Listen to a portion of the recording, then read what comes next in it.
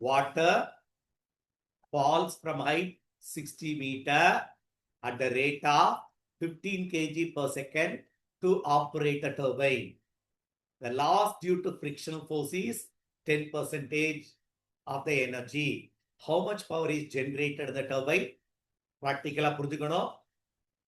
முதல்ல அந்த வாட்டருக்கு potential energy இருந்துச்சு, which is at 60 மீட்டர்ல இருந்து வீழ விடுது, which is converted into kinetic energy, which is converted into electrical energy. ஏன் கைனடிக் எனர்ஜி தான் அந்த டர்பைனை ரொட்டேட் பண்ணுது, அது அப்படியே எலக்ட்ரிக்கல் எனர்ஜியா மாறிச்சு. ஆனா இங்க என்ன சொல்லிட்டா ரொம்ப கிளியரா, the loss due to frictional force is 10 அந்த பொட்டன்ஷியல் எனர்ஜியில 10% எனர்ஜி லாஸ் ஆகிதான் எலக்ட்ரிக்கல் எனர்ஜி ஆகுது. அப்போ எலக்ட்ரிக்கல் எனர்ஜி நம்ம ஜெனரேட் பண்ணது 90% ஆஃப் பொட்டன்ஷியல் எனர்ஜின்னு சொல்லிடலாமா? புரியுதா? சோ வந்ததுல 10% லாஸ், அப்ப ரிமைனிங் 90% எலக்ட்ரிக்கல் எனர்ஜியா மாறிச்சு.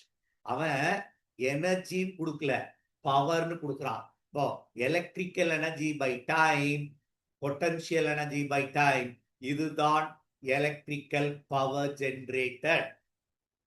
Electrical power generated. அப்போ 90/100 or 9/10 into potential energy of water mgh by t. இப்போ டேட்டாவை ஒன்னொன்னு அண்டர்ஸ்டாண்ட் பண்ணுவோம். அப்போ பவர் ஈக்குவல் டு 9/10 into அவன் கொடுத்திருக்க data 15 kg falls in 1 second. புரிஞ்சுக்கணும். அப்போ என்ன கொடுத்தாச்சு? m/t கொடுத்தாச்சா, which is 15 kg by second.